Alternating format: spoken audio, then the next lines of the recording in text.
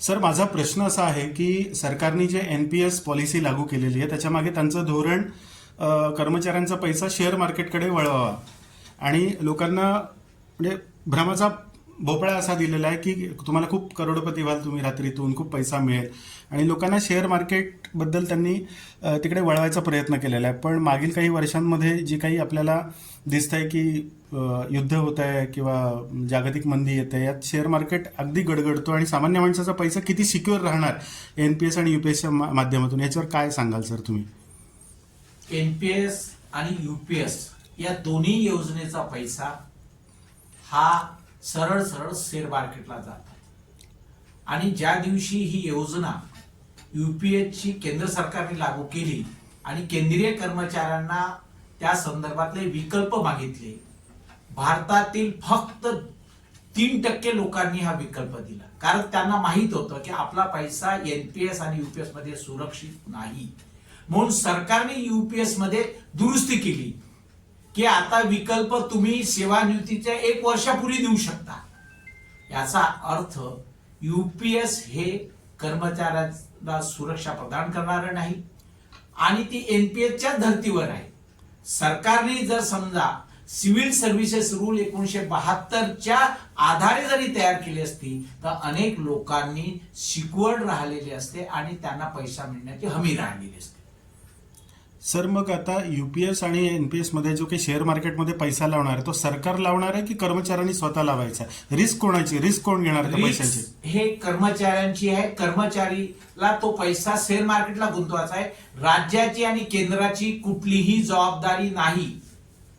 NPS आणि UPS मध्ये केंद्र सरकारची जबाबदारी नाही आणि राज्य सरकारची जबाबदारी नाही, ती कर्मचाऱ्यांची जबाबदारी आहे.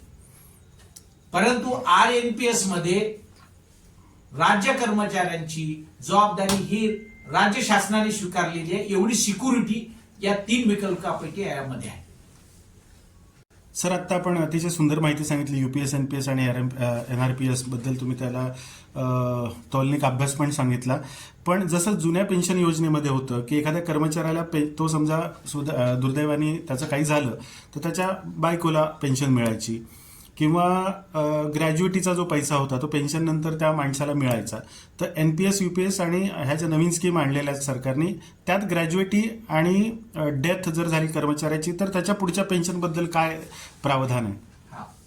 प्रथम असं की तिन्ही योजना NPS, UPS आणि RNPS या तिन्ही योजनेमध्ये ग्रॅज्युएटी कर्मचाऱ्याला मिळणार आहे. पेन्शन NPS मध्ये पेन्शन नाही.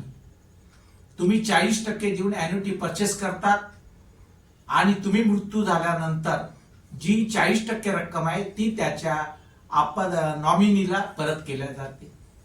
UPS मध्ये जर कर्मचारी मृत्यू पावला तर त्याच्या पत्नीला ती पेन्शन मिळेल. RNPS मध्ये जर कर्मचारी मृत्यू पावला तर ती पेन्शन त्यांच्या पत्नीला दिल्या जाईल आणि RNPS आणि UPS मध्ये जो 10% कॉन्ट्रीब्युशन आहे तो परत केला जाणार नाही. म्हणून UPS मध्ये पे आउट म्हटलेलं आहे आणि इथे RNPS मध्ये सरळ सरळ पेन्शन म्हटलेली आहे. म्हणून या तिन्हीचा अभ्यास केला तर तिन्ही याच्यात ग्रॅज्युएटी मिळत आहे. पण पेन्शन ही फक्त UPS आणि RNPS मध्ये त्यांच्या पत्नीला मिळण्याची तरतूद आहे. सर, तुम्ही NRPS बद्दल माहिती दिली आणि सांगितलं की तो कसा चांगला आहे आणि फायद्याचा आहे. 31 मार्च ही शेवटची तारीख आहे. समजा मी एक कर्मचारी म्हणून विकल्प दिला की मी NRPS घेतोय, पण समजा माझा विश्वास नाही आहे सरकारवर आणि सरकारने 20 सप्टेंबरला दिलेलं जो काही गॅजेट असेल म्हणा किंवा त्याचे काही GR काढला असेल तो समजा त्यांनी बदलला, तर मला नंतर सिक्युरिटी काय आहे? मी फेर बदल करू शकतो का माझ्या विकल्पामध्ये? फार चांगला प्रश्न आहे. RNPS मध्ये जे काही कमिटमेंट सरकारने केलेले लास्ट बेसिकच्या 50% त्यावर महागाई भत्ता आणि 10% कॉन्ट्रीब्युशन, जर सरकारने यामध्ये बदल जर केला, जेव्हा जेव्हा बदल होत असतो तेव्हा तेव्हा फेर विकल्प देण्याची संधी ही कर्मचाऱ्याला असते. म्हणून कोणीही घाबरून जाऊ नये.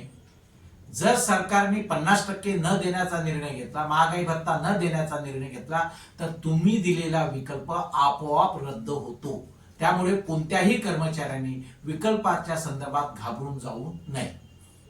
सर, खूप चांगली माहिती तुम्ही दिलीत आणि कर्मचाऱ्यांना याचा नक्कीच फायदा होणार आहे. येणाऱ्या 31 तारखेला जो काही विकल्पाचा प्रसंग त्यांच्यावर येणार आहे, त्यांनी तुमच्या पूर्ण तुम्ही जी काही माहिती दिली आहे त्याचं पूर्ण बघून सारासार विचार करून विकल्प द्यावा अशी आपण त्यांना सांगूयात सगळ्या कर्मचाऱ्यांना. तुम्ही इथे आलात, तुमचा किमती वेळ दिला आणि असं बहुमूल्य मार्गदर्शन दिलं, त्याबद्दल मी सगळ्या शिक्षकांच्या वतीने तुमचा खूप खूप आभारी आहे. धन्यवाद सर. थँक्यू. बढ़िया.